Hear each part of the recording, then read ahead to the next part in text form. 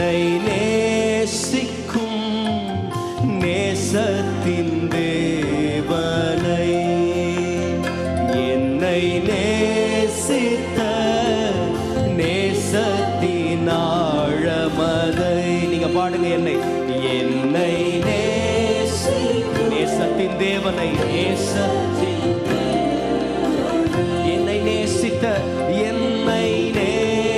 நேசத்தின் ஆழமதை, நேசத்தின் ஆழம.